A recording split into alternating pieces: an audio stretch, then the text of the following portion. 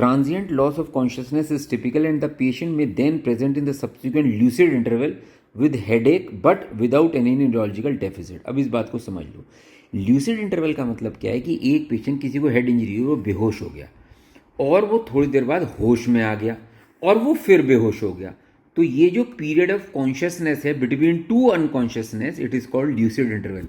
इसकी बहुत बड़ी सिग्निफिकेंस है फॉरेंसिक साइंस में भी कि ल्यूसिड इंटरवल के ड्यूरेशन में पेशेंट जो है अगर अपनी विल भी बना सकता है, अगर पेशेंट ने कोई क्राइम किया तो उसके लिए रिस्पॉन्सिबल होगा. डॉक्टर ने अगर पेशेंट को ल्यूसिड इंटरवल में मिस कर दिया, यानी कि पेशेंट को अनकॉन्शियसनेस आया और पेशेंट कॉन्शियस हो गया और डॉक्टर ने पेशेंट को डिस्चार्ज कर दिया और पेशेंट फिर जाके घर पे जाके अनकॉन्शियस हो गया और उसकी डेथ हो गई, तो डॉक्टर पे 305 आईपीसी ए के अगेंस्ट मतलब अनइंटेंशनल डेथ का वो लग जाता है. तो इसलिए हेड इंजरी में बहुत इंपॉर्टेंट है पेशेंट का ऑब्जर्वेशन करना. Transient loss of consciousness is typical and the patient may then present in the subsequent lucid interval with headache but without any neurological deficit. ऐसा नहीं है कि हर एक्स्ट्रा ड्यूरल हेमेटोमा के पेशेंट को ल्यूसिड इंटरवल होगा ही होगा, कुछ को हो सकता है, कुछ को नहीं हो सकता.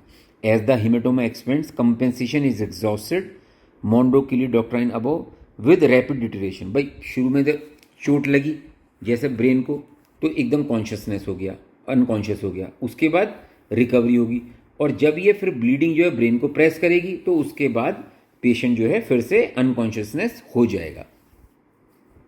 देर is contralateral hemiparesis, reduce conscious level and ipsilateral pupillary dilation.